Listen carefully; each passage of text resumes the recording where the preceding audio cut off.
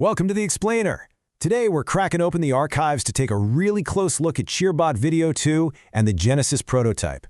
We're going to explore how a super scrappy, highly experimental build back in 2021 actually managed to bridge the massive gap between digital Web3 intent and physical reality.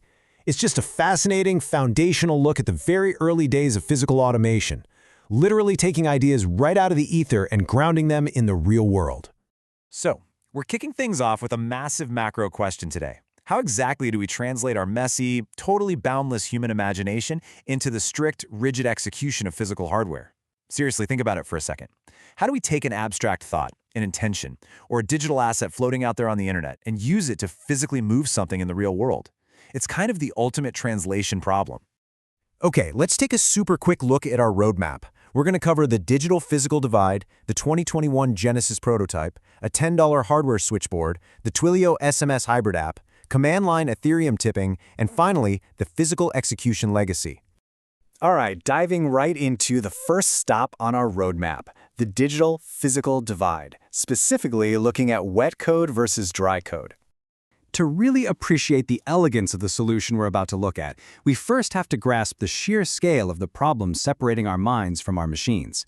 See, we have what we call wet code on one side. That's our human brain. It's highly associative, it's ambiguous, and it relies heavily on context. Like, if you vaguely point and tell a friend to grab that thing over there, they almost always understand you. That's wet code at work. It's super forgiving. But on the exact opposite end of the spectrum, we have dry code. Hardware demands binary, cold, strictly deterministic logic.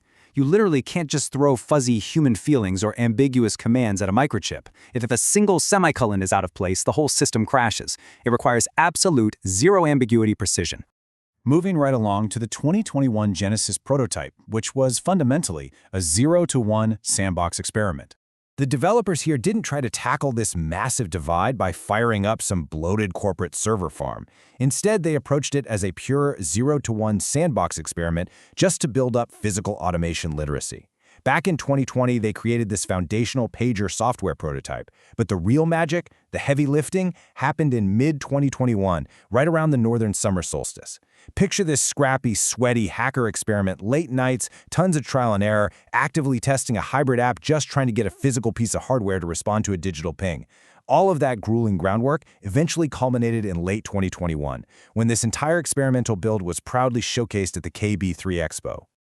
This brings us to a really fun part, a $10 hardware switchboard, otherwise known as the humble microhost.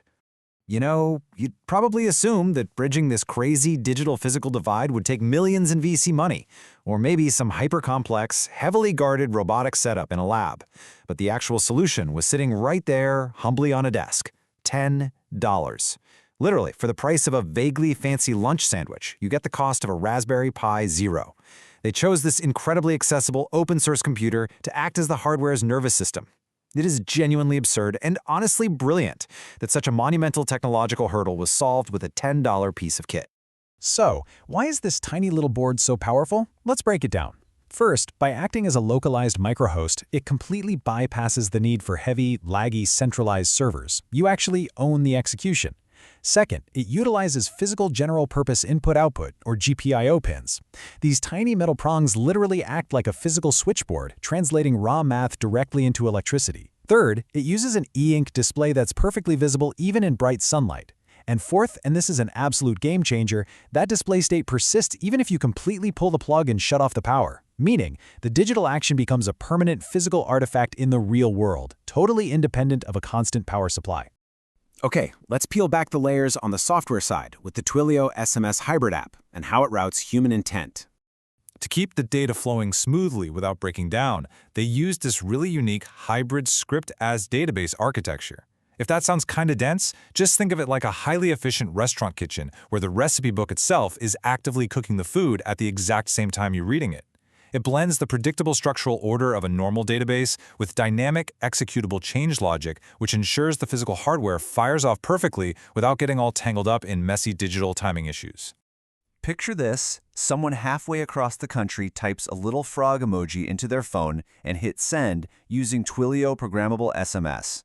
Instantly, The socket.io HTML hybrid app catches that data and processes it concurrently on the back end, completely bypassing all those heavy corporate legacy web rails we're so used to.